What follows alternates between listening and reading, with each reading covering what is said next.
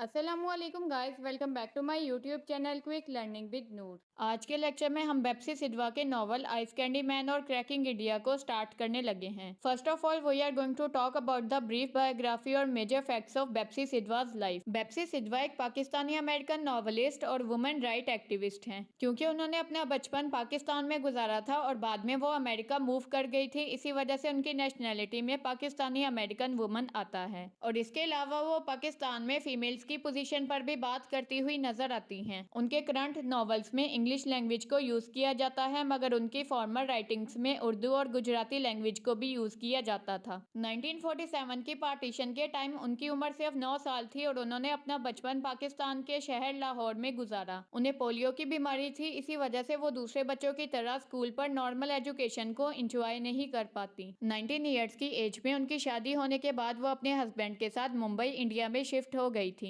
मगर उनके और उनके हस्बैंड के दरमियान डाइवोर्स हो जाती है और डाइवोर्स होने के बाद वो वापस लाहौर आ जाती हैं ताकि वो किसी दूसरे आदमी से शादी कर सकें। करंटली वो अपने हस्बैंड और 3 बच्चों के साथ यूनाइटेड स्टेट में हॉस्टन टेक्सास में रहती हैं और उनकी करंट एज 85 ईयर्स है। जब भी वो किसी से मिलती हैं तो अपने आप को इंट्रोड्यूस करवाने के लिए वो 3 पीस का वर्ड यूज करती हैं, that refers to Parsi, Pakistani and Punjabi. Parsi उनके रिलीजन, पाकिस्तानी उनकी नेशनैलिटी और पंजाबी उनके रीजन को रेफर करता है। क्योंकि उनकी बर्थ एक पारसी फैमिली में हुई है, वो पाकिस्तान में रहती थी और पाकिस्तान के पंजाबी रीजन यानी कि लाहौर से बिलोंग करती हैं। The prominent themes of our novels are concern for the Parsi community और family, partition, post colonialism, memory, feminism, human struggle for the survival and dignity of man. उनके नोटेबल वर्क्स में An American Brat, Ice candy Man, The Bride, The Crow Eaters and Water शामिल हैं। An American Brat को year 1993, Ice candy Man को year 1988, The Bride को year 1983 और the Crow eaters को year 1978 में पब्लिश करवाया गया था। बेप्सी सिधवा की लाइफ के मेजर फैक्ट्स को कवर करने के बाद अब हम आज के novel the ice candy man के मेजर की फैक्ट्स को कवर करेंगे। नॉवल को सबसे पहले आइस कैंडी मैन का टाइटल दिया गया था, मगर बाद में क्योंकि यह नॉवल पार्टीशन पर बेस करता है, इसी वजह से इस नॉवल को क्रैकिंग इंडिया का टाइटल भी दिया जाता है। और जैसा कि हम ऑलरेडी डिस्कस कर चुके हैं कि इस नॉवल को एक Pakistani American English novelist बेप्सी Sidhwa ने लिखा है। अगर इस लिटरेरी वर्क की टाइप की बात की जाए तो ये एक फिक्शनल नॉवल है जो कि रियलिस्टिक स्टोरी पर बेस करता है। इस नॉवल का यॉनर एक ऑटोबायोग्राफिकल हिस्टोरिकल फिक्शन है और इसे एक पोस्ट पार्टीशन नॉवल भी कहा जाता है, क्योंकि नॉवल की चाइल्ड नरेटर नॉवलिस्ट बेप्सी सिधवा की पर्सनल लाइफ से बहुत सारी सिमिलरिटीज रखती है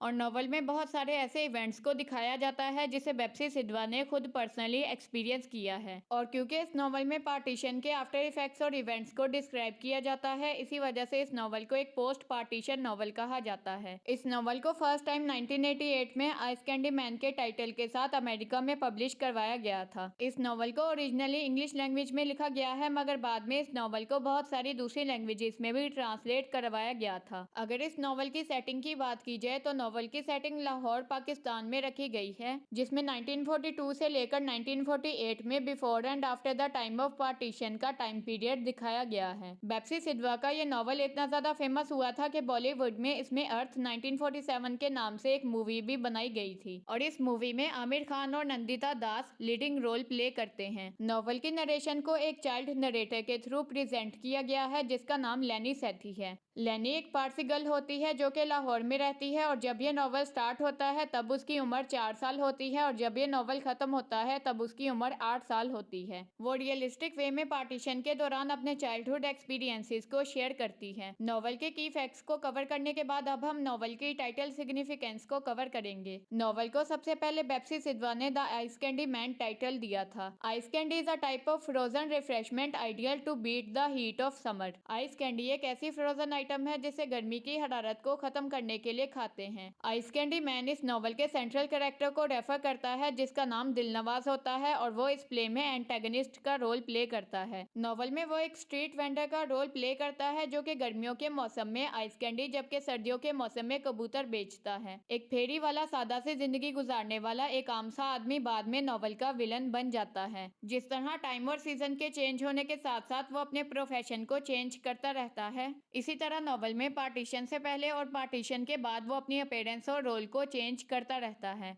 नॉवल में आइस कैंडी मैन या दिल नवाज को एक मल्टी डायमेंशनल कैरेक्टर के तौर पर पोर्ट्रे किया गया है। बेप्सी सिडवा एक ऐसी नॉवलिस्ट हैं जिन्होंने इस नॉवल को नरेट करते हुए किसी भी कैरेक्टर के पर्सनल नेम या आइडेंटिटी से ज्यादा उसके प्रोफेशन पर फोकस किया है। इसी वजह से दिल नवाज को नॉवल के बाकी सारे कैरेक्टर्स उसके असली नाम से पुकारने की बजाय आइस कैंडी मैन कहकर पुकारते हैं। सिमिलरली बेप्सी सिडवा भी नॉवल का टाइटल दिल नवाज रखने की बजाय आइस कैंडी मैन रखती हैं, जबकि फीमेल कैरेक्टर्स को उनके असली नामों से पुकारा जाता है, जिसकी वजह से वो फेमिनिज्म को प्रोमिनेंट करती हैं। नॉवल की सारी स्टोरी में यही बताया जाता है कि दिल नवाज के कैरेक्टर को पार्टीशन के दौरान किस तरह एक्सप्लॉइट किया जाता है और वो अपनी एक्सप्लॉइटेशन का रिवेंज लेने के लिए किस तरह एक एक्सप्लॉइटर का रोल प्ले करता है और नॉवल के दूसरे कैरेक्टर्स को एक्सप्लॉइट करता है। नॉवल की परफॉर्मेंस और मैसेज को चेक करते हुए बाद में इसे क्रैकिंग इंडिया का टाइटल भी दिया गया था। द प्रोसेस ऑफ स्प्लिटिंग और breaking down the large heavier and more complex unit और molecules into simpler smaller and lighter units is known as cracking. Cracking एक ऐसे प्रोसेस का नाम है जिसमें लार्जर हैवियर और कम्प्लेक्स यूनिट को सिंपलर स्मॉलर और लाइटर यूनिट्स में स्प्लिट या ब्रेक डाउन किया जाता है। सिमिलरली इस नॉवल में सब कॉन्टिनेंट एक लार्जर यूनिट को सिंबलाइज करता है जिसे इंडिया और पाकिस्तान यानी कि स्मॉलर यूनिट्स में स्प्लिट कर दिया जाता है। Subcontinent is the larger region that is divided into Pakistan and India that are smaller regions. Title cracking India novel के सेंट्रल थीम को सिंबलाइज करता है, जिसमें 1947 की पार्टीशन के दौरान सब कॉन्टिनेंट को इंडिया और पाकिस्तान में डिवाइड कर दिया जाता है। क्रैकिंग इंडिया उन क्रैक्स को सिग्निफाई करता है जो कि न सिर्फ इंडिया में एक जियोग्राफिकल एंटिटी के तौर पर आता है, बल्कि ये क्रैक्स डिफरेंट रिलीजन्स और डाइवर्स कल्चर से बिलोंग करने वाले लोगों की साइकी में भी आ जाता है। आई होप आज का लेक्चर आपके लिए काफी ज्यादा इंफॉर्मेटिव रहा होगा। हम सेपरेटली शर्मन अलैक्सी को एज अ पोइट भी डिस्कस करेंगे। So that's all for today. Thank you so much for watching this video. Video में यूज होने वाले तमाम नोट्स के PDF का लिंक नीचे डिस्क्रिप्शन में प्रोवाइडेड है। The link is also pinned in the comment section, so please